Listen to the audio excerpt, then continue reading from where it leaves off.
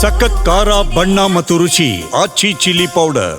GPS tractor ಹೊಂದಿದ ಪಕ್ಷಿ ಪತ್ತೆ ಪ್ರಕರಣಕ್ಕೆ ಸಂಬಂಧಪಟ್ಟಂತೆ ಇನ್ನು ಪೊಲೀಸ್ ಇಲಾಖೆಯಿಂದ ತನಿಖೆ ಮುಂದುವರೆದಿದೆ. ಅಂದರೆ ಜಿಪಿಎಸ್ ಟ್ರ್ಯಾಕರ್ ಅನ್ನು ಹೊಂದಿದ್ದಂಥ ಪಕ್ಷಿ ಏನಿತ್ತು ಆ ಒಂದು ಪತ್ತೆ ಪ್ರಕರಣಕ್ಕೆ ಸಂಬಂಧಪಟ್ಟಂತೆ ಆಗಿರುವಂತಹ ತನಿಖೆ ಇದು.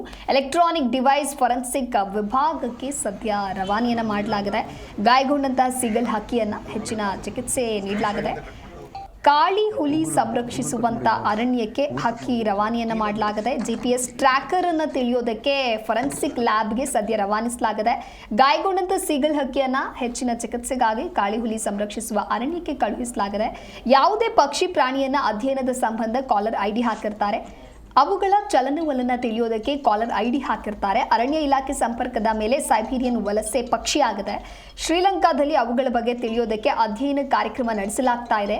ಚೈನೀಸ್ ಅಕಾಡೆಮಿ ಆಫ್ ಸೈನ್ಸಸ್ ವತಿಯಿಂದ ಅಳವಡಿಕೆಯನ್ನು ಮಾಡಲಾಗಿದೆ. ಟ್ರ್ಯಾಕರ್ನಲ್ಲಿ ಇಮೇಲ್ ಐಡಿ ಕೂಡ ಹೊಂದಿರುತ್ತೆ. ಅದರಲ್ಲಿ ಪಕ್ಷಿ ಕಂಡು ಬಂದರೆ ಸಂಪರ್ಕಿಸಿ ಅಂತ ಹೇಳಿ ತಿಳಿಸಲಾಗಿದೆ.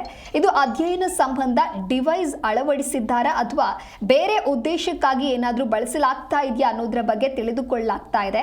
ಇನ್ನು ಉತ್ತರ ಕನ್ನಡದ SP ದೀಪನ್ MN ಈ ರೀತಿಯಾಗಿ ಹೇಳಿಕೆ ಕೊಟ್ಟಿದ್ದಾರೆ. ಡಿಸೆಂಬರ್ 16ರಂದು ಕಾರವಾರದ ಕಡಲ ತೀರದಲ್ಲಿ ಈ ಸೀಗಲ್ ಹಕ್ಕಿ ಪತ್ತೆಯಾಗಿತ್ತು.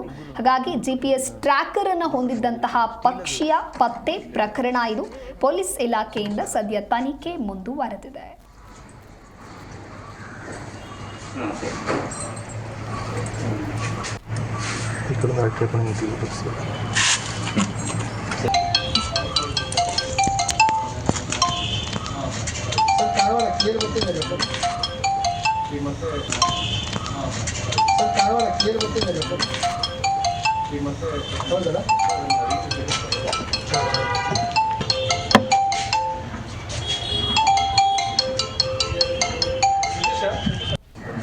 ಉಗುರು ಕಟ್ ಮಾಡಿದ ಉಗುರು ಕಟ್ ಮಾಡೋದಿಲ್ಲ ಸರ್, ಸ್ಟೀಲ್ ಅದು ಈ ಕಡೆ